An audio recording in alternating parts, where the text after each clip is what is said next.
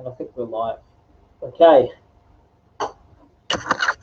Camera. Okay, so welcome to a rather early edition of Pinoy Athletics Track Talk Thursday. I'm recording this earlier because I'm not going to have time tonight to record a session.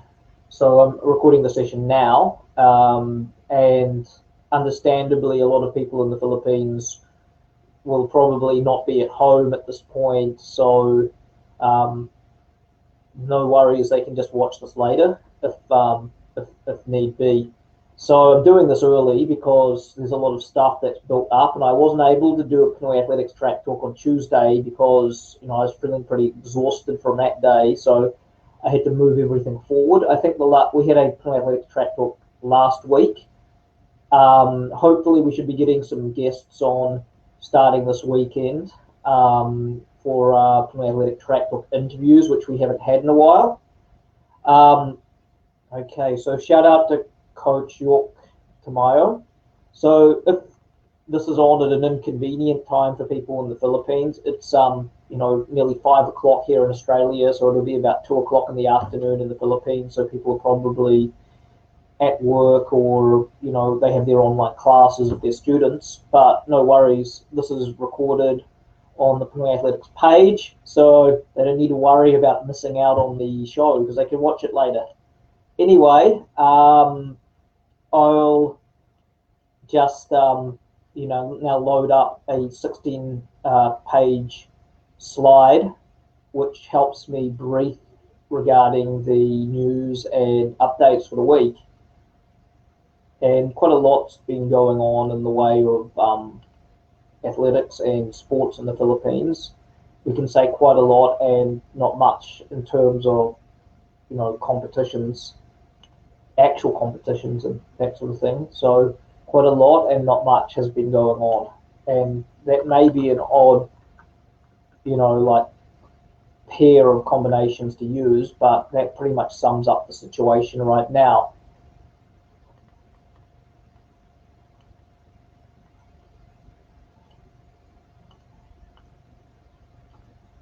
So firstly, I would like to update everybody in regards to Pinoy Athletics Sprintopia virtual event, which is scheduled initially from March 13 to 14 for the 1, the 2 and the 4.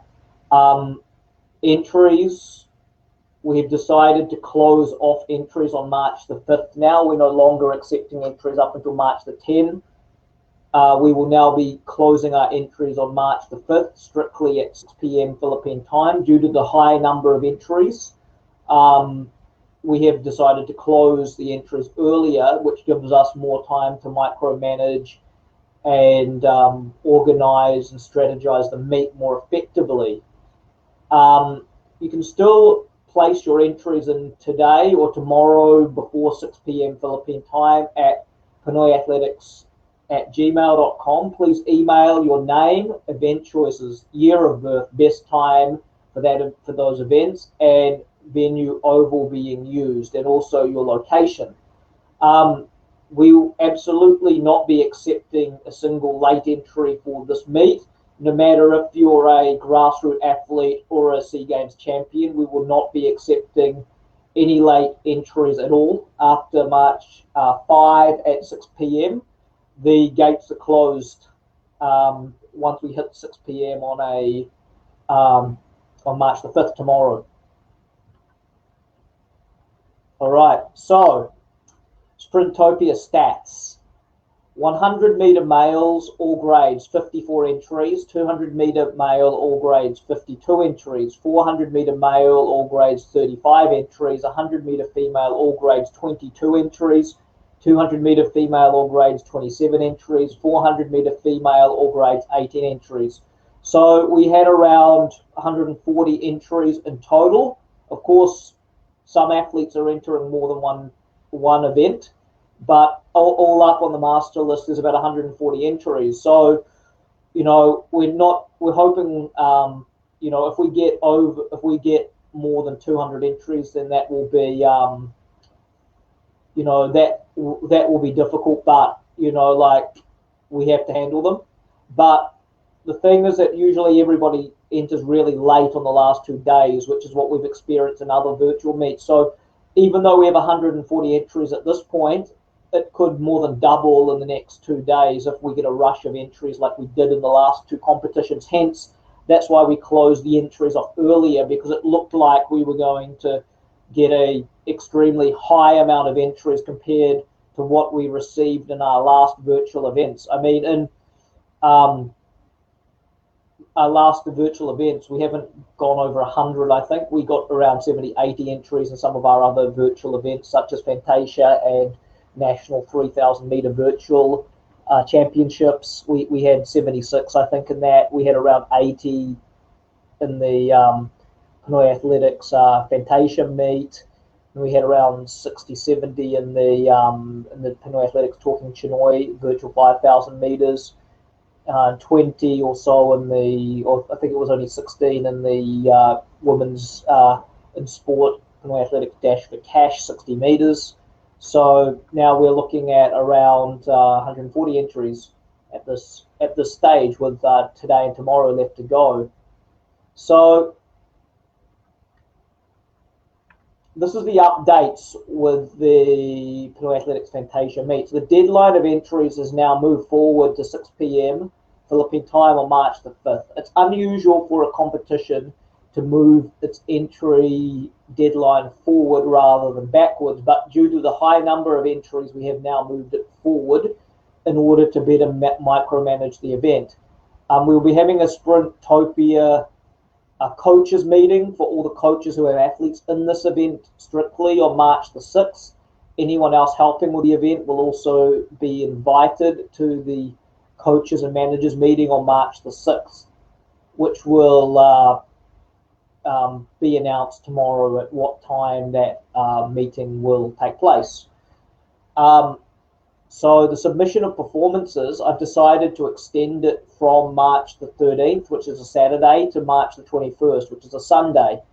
We actually prefer that if videos are submitted, due to the high number of entries, if people are in the same place and they're running against each other in the same race, they just submit one clear video of the start and the finish, a full video of the start and the finish, which should be easier in a sprint race. But we would rather not, unless completely necessary, have videos of individual people just running by themselves. One, it'll be slower, and two, it will take longer to check all the videos. So we prefer, if you're in an area where there's someone you can actually run against, then you actually, join a race with someone in it, rather than just take an individual video. Unless you're the only person in your, area, then you've got no choice but to do a solo effort. And unless permission is sought before this competition, we expect that all performances should be ran on an oval, either preferably a rubberized oval, but a concrete, dirt or grass or sand oval will be accepted. Any performances that are not cleared at the start to be competing on non-ovals will not be accepted unless permission has been granted at the start of the competition.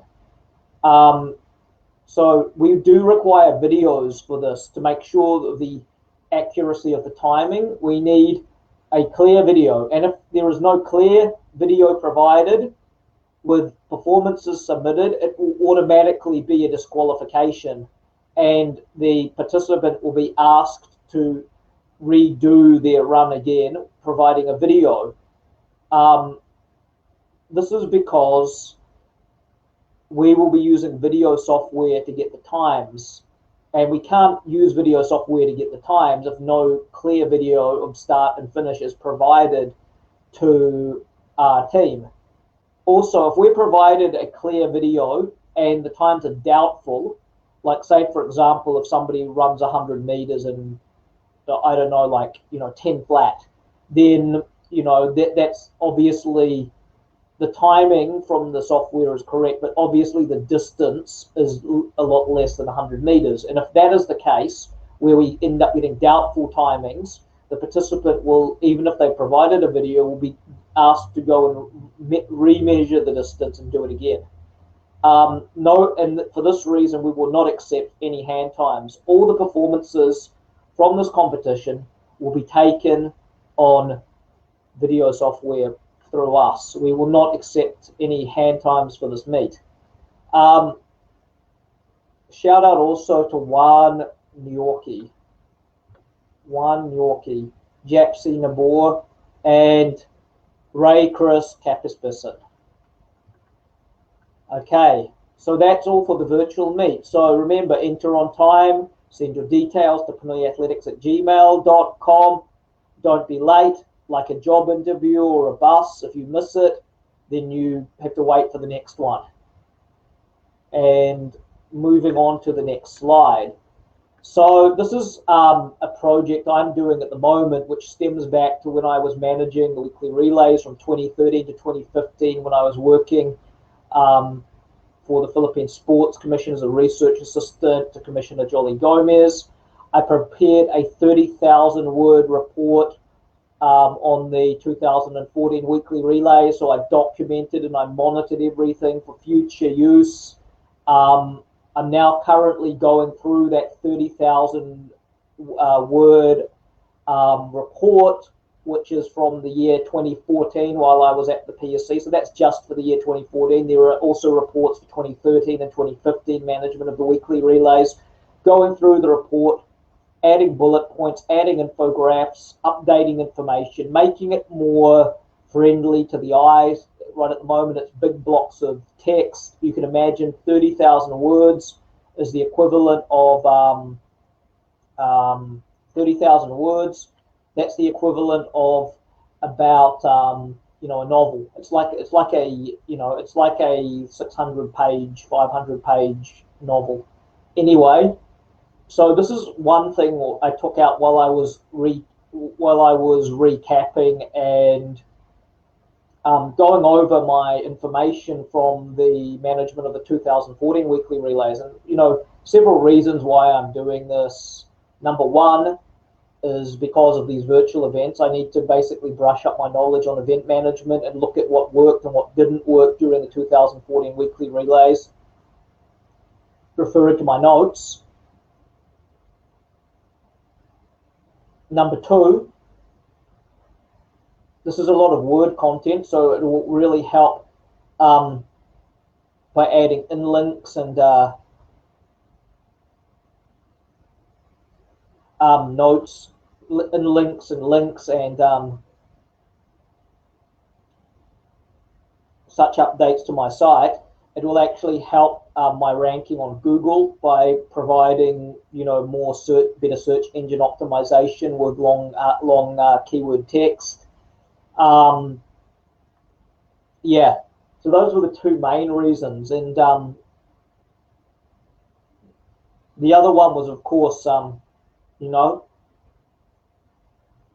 trip down memory lane for some of the athletes who participated in these events.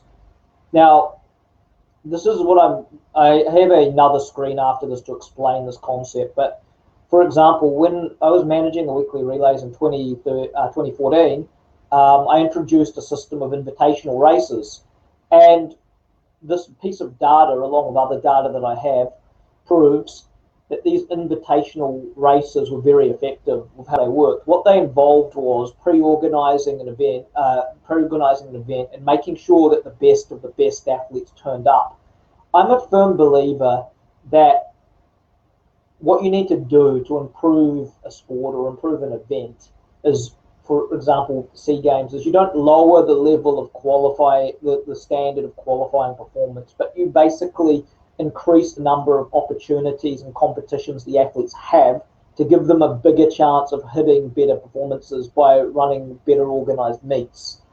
And this is the same model that they used during the Ginting Ally, is they had the best athletes competing against each other more regularly in order to bring out better performances. Now, in this example here of a men's 800-meter race we had in the weekly relays, what you need to note is the brackets on the right-hand side.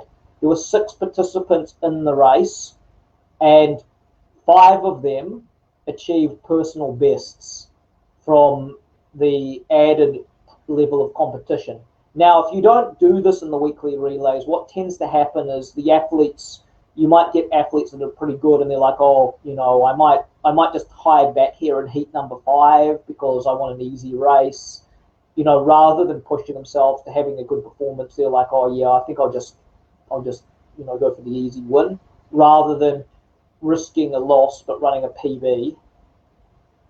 So again, it's not all about winning. It's about putting yourself in the situation where you're in a situation where you can run a PB. And I believe that the best situation where you're going to run a PB is when you're up against athletes that are of the same ability or slightly better, which is in this case in this 800 meters. Now, if you chucked in somebody who ran a 146 in this race, then probably, it would probably put a lot of these athletes off and they wouldn't run PBs. But when you have evenly matched stacked races which are pre-organized, it actually leads to better improvements from the athletes. And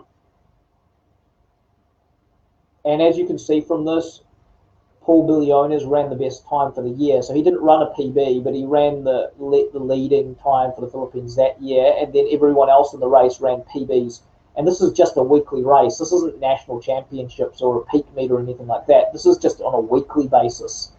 During the Ginting Ally times, they had the best of the best run against each other week in, week out, and there were national records. Sometimes national records would only last for 3 weeks or 1 or 2 weeks. Next, moving on to the further explanation of this concept. So this is race bites from the 2013 weekly relay series. So Pinoy Athletics organised, it was such a good idea, constantly putting the cream of the crop against each other. Here, the cat bite man himself, Paul Billones, ran a season's best, and all other people in the event, the other 5, ran PBs. That's why it's important to have well-organised meets regularly where the best athletes are up against the best athletes. This is just a takeout of the 2014 Weekly Relays insight into event management. All up, it's about a 30,000-word article revamped and broken down into smaller chunks that are easier to read and absorb. The revamped work is here, and it's an ongoing project at pinoyathletics.info, 2014 Weekly Relays. I'm only about a fifth or a sixth of it, a fifth or a sixth of the way through, because it's quite a lot, a big stack of information. Okay, the next update is PSC budget seems drained due to the ongoing COVID. NSA is asked to seek own funds if need be. So for that, I will just read off the information that I received from News Radio regarding the situation. So the first thing I want to recap before we go into this is the outline of the qualifying standards for the 2021 Southeast Asian Games. After talking with the task force, I was advised that medalists are automatic and anyone who hits the standard, but of the bronze from the last SEA Games. However, anyone who didn't medal last SEA Games or didn't hit the standard can go on a pay first, refund later initiative, meaning that the athletes who have not hit the bronze standard can pay the expense themselves or from a sponsor or from someone else apart from the PSC to go to to go to the SEA Games. So what that means is, if you're not being covered by the government, you've got to pay probably for a 14-day quarantine, all the vaccines, the airfare back and forth, the food for about a month, and also another 2 weeks, 1 or 2 weeks of accommodation for your time actually during the competition. So all up, it could cost 200,000 up to about 200,000 pesos per athlete. Now, if you go over there and you spend 200,000 pesos and you get the bronze, according to the PSC, you get refunded. What that amount that you spent, plus you get any incentives that are the regular incentives for achieving that. However, there's a lot of coaches and people who are basically going on about,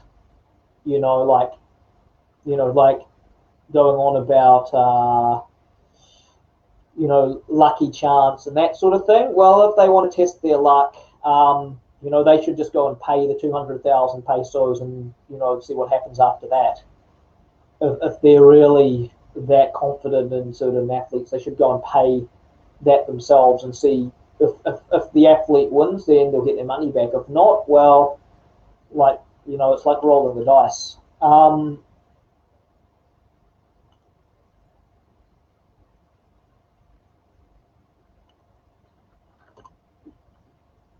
I've got some questions that I'll be reading in a minute. Actually, I've got some questions on Sprintopia, which I need to cover before I go into the second part about the PSE budget and that sort of thing. So going back to Sprintopia, I'll just have to rewind back a few screens because I've got some questions on the event, on the Sprintopia event. So we've got the running man. We've got our running man there. I'll go back to the Sprintopia event. Okay, so these are the questions I have on the Sprintopia event. Here's one from Jason Operio, the organizer of the 3,000 meter national virtual championships. Coach, about the race, are we only passing the video, then you are the one who will get the time because hand times are not required? That is correct. You can take hand times if you want for your own reference, but they won't be used as the official times of this competition. We will only accept times from a video. And the hand times will not even be backup because if you're supposed to be taking a quality video which has a clear view of the start and the finish. So if the video is not clear, we're not reverting to the hand times. We're going to ask for the run to be redone because it's clearly instructed we require a clear video so we can get the time of the video. There's no use in comparing hand times against other people who've used a video because that just doesn't balance up. Special shout out to Zoran Alfonso, who's entered a team in our virtual event from the Muntinlupa Emeralds, and Jerry Odudjeti, one of the good sports photographers in the Philippines. Thank you very much for tuning in to our event. Just checking, I've got some more questions, I believe.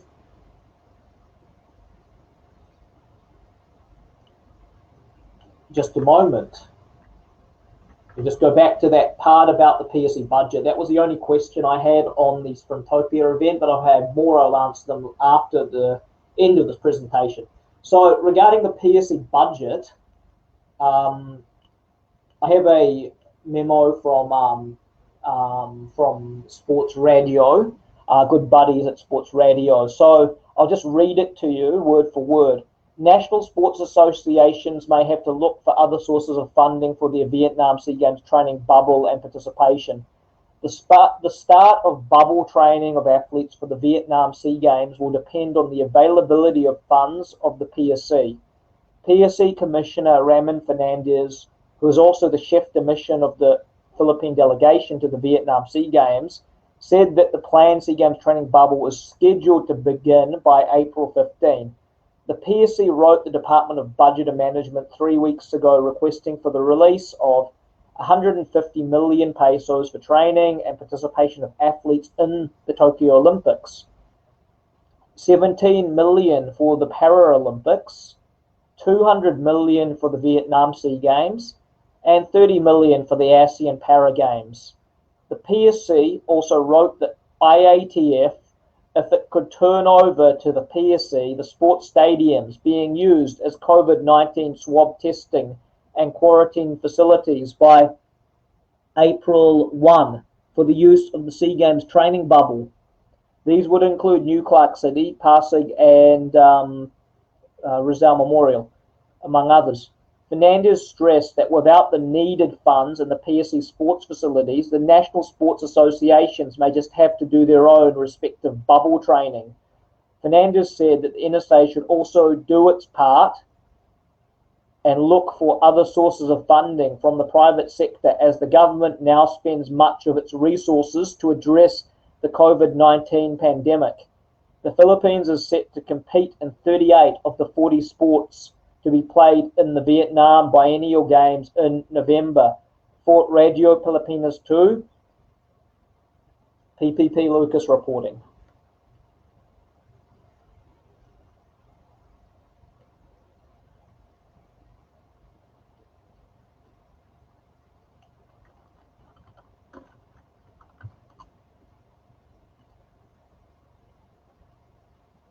So now that covers that section, but don't worry, we're only halfway through, and so we've got a lot more to go.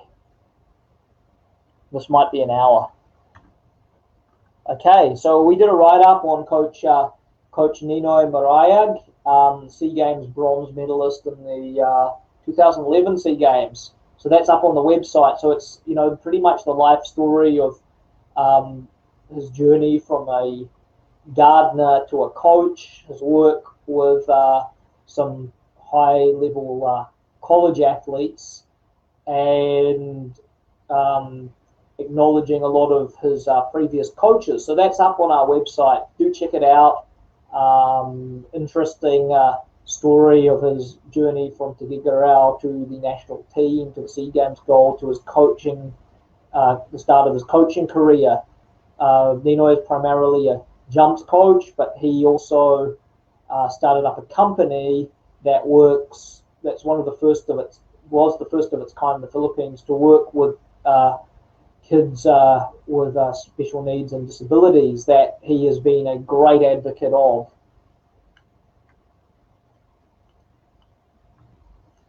Okay, so next up, we have also on our website the 2021 Southeast Asian rankings, which we will be updating regularly. And with, you know, very few performances, we've included some of the virtual performances, but in the non-sanctioned section, we will be updating that. So that's all up on the Pinoy Athletics website, the Southeast Asian rankings for the year 2021, which is now 2 months through. There is competitions in Singapore. There are athletes competing in Australia and the States who represent Southeast Asian nations.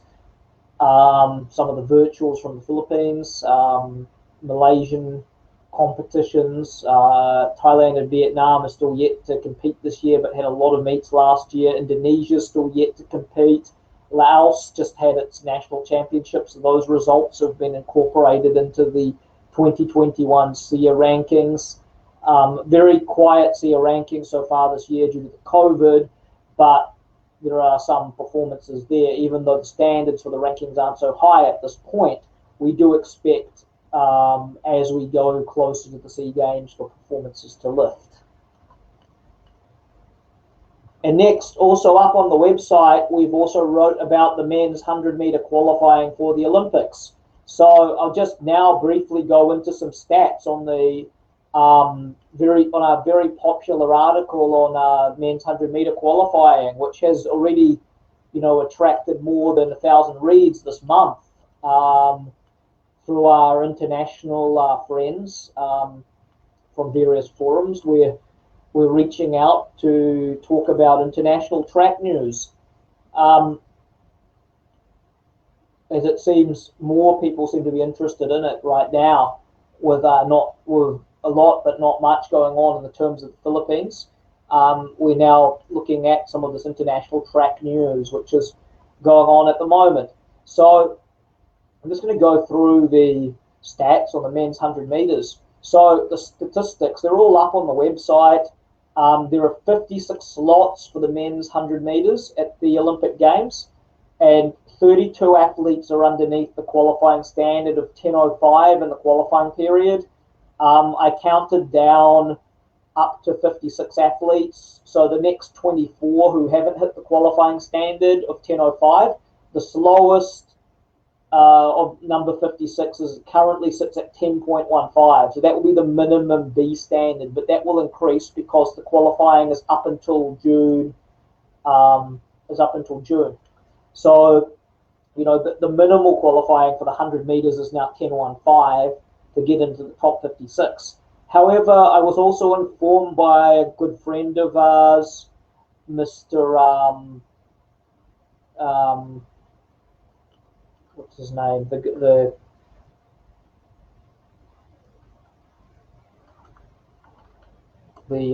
Asian guy, Canadian coach. Yeah. Anyway, he advised that there's going to be like a qualifying round for the 100 meters, like a not a qualifying, a preliminary round that comes before round one, which is for all the athletes who have not got any athletes qualified, and then the other track events, and if they get permitted, they can enter athletes that are slower than the qualifying standard into the preliminary round. The women don't have this, only the men have this. It's like a round for athletes from smaller countries to enter athletes, and then the top 8 from that mini competition go into the first round of the main competition. Jimson Lee, that was the guy's name. Jimson Lee, who runs an awesome website with track news and training updates and very interesting interviews. He was the one who advised me regarding the other round of of athletes to add to that 56. Anyhow, moving on. Next, we also did a update on the 400 hurdles qualifying for the Olympics. We had, I'll just go into the stats I've got on that one. So for the 400 hurdles qualifying,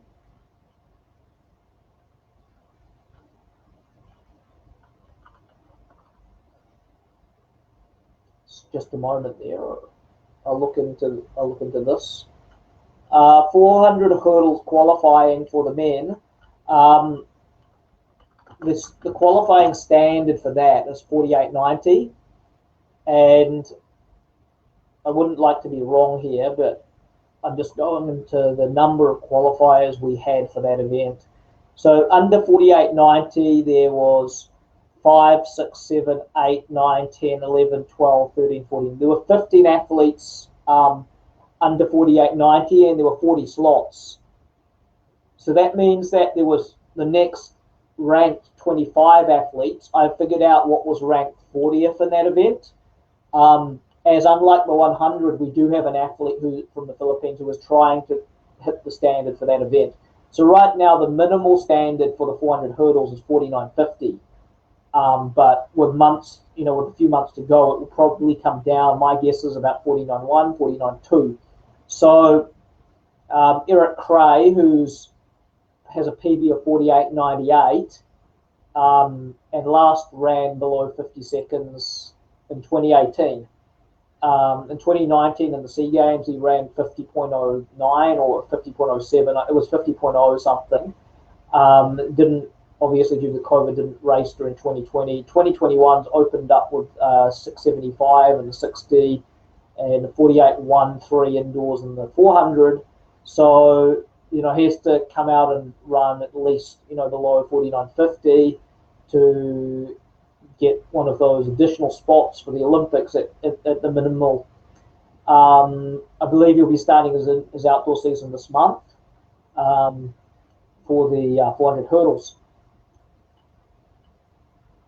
Anyhow, moving on to the next screen. So there is emerging talent in the US in the 200 with these two young athletes who are both 17 years of age, 16, 17 years of age. So there's his name.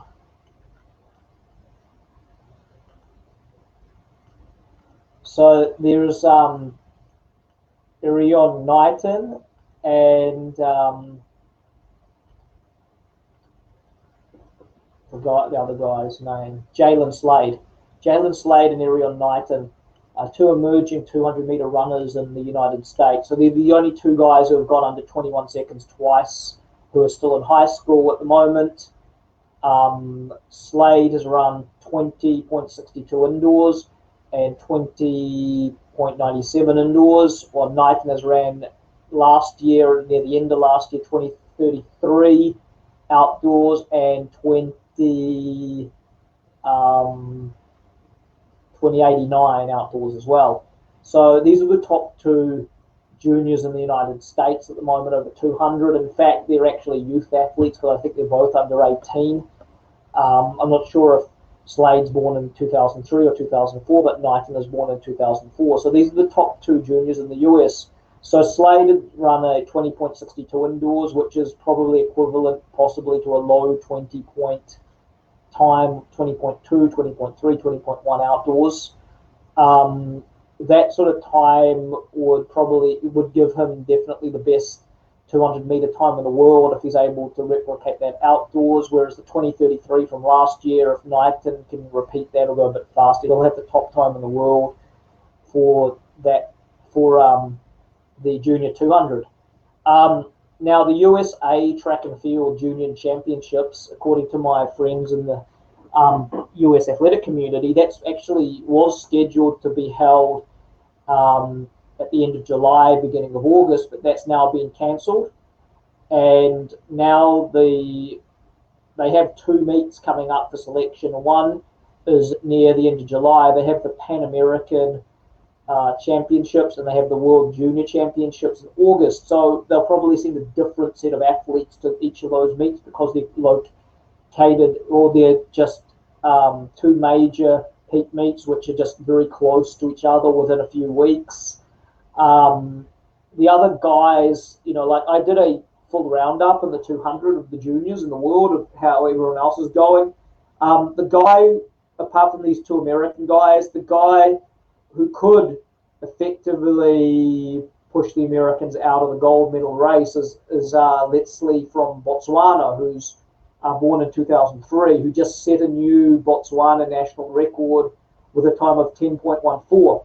Now, he's not only run 20.60, I think it was at 20.62 in the 200 or 20.66, but, he improved from 10.49 to 10.14 last year, so the Botswana guy will have a very, good chance of actually doing the double at the World Juniors in Kenya in August because, he's improved from 10.49 to 10.14, so naturally his 200 should probably come down to, the 20.3 or faster range with that. So there's a lot of quick young men in Africa at the moment as well. There's two guys from South Africa who have run 20.4 and 20.5. There's a guy from Denmark, probably of African origin, who's run, 20.60. There's Zoya of France, originally from Australia, who's run 20.68.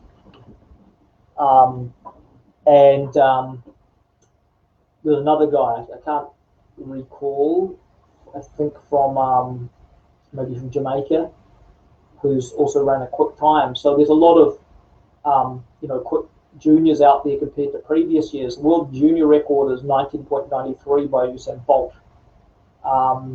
As a 17-year-old as well, might I add. He ran 2013 as a 16-year-old, so he's quicker than these guys at the same age, but there's a lot more depth in terms of quickness at the moment in terms of the top juniors in the world. So shout out also to Gilwin Dordis.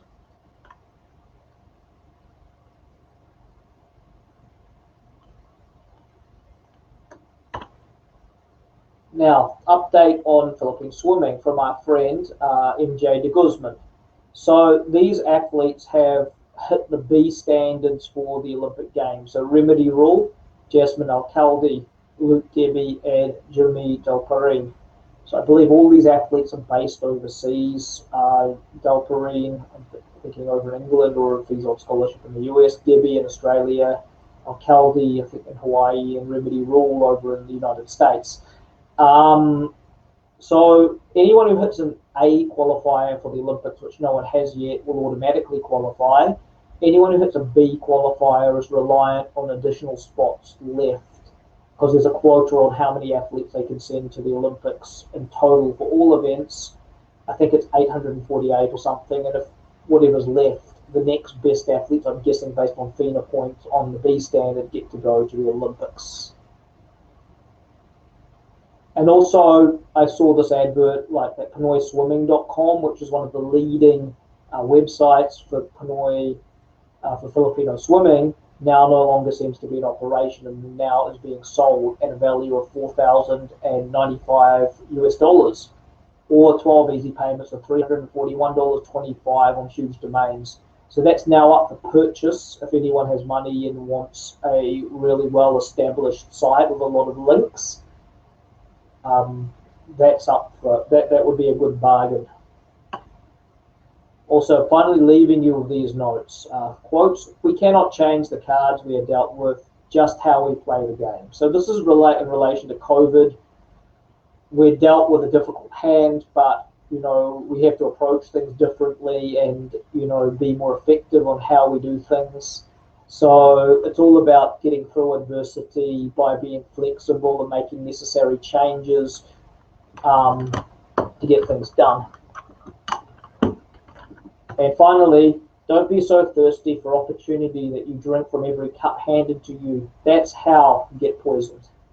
Another valuable life lesson from these words of wisdom.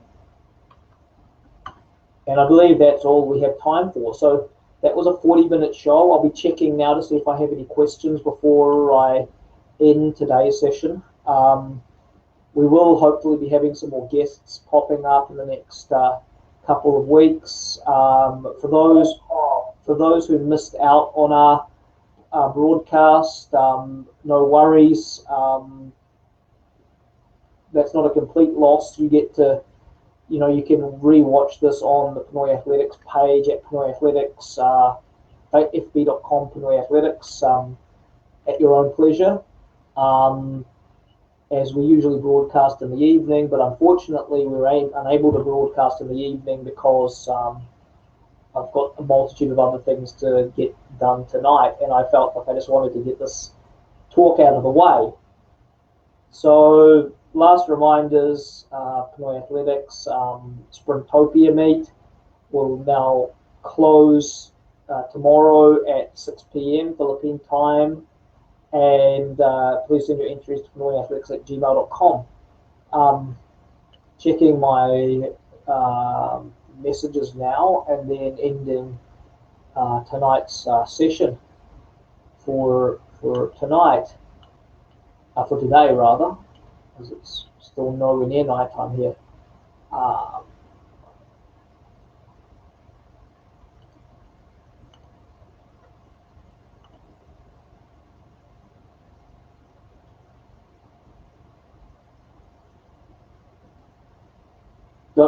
No messages. Okay. Well, with that all done, that ends today's session. So stay tuned for Saturday when we'll be looking at hosting our next track talk, and hopefully we'll have a guest at that point. Stay tuned. So good day to everybody, and take care.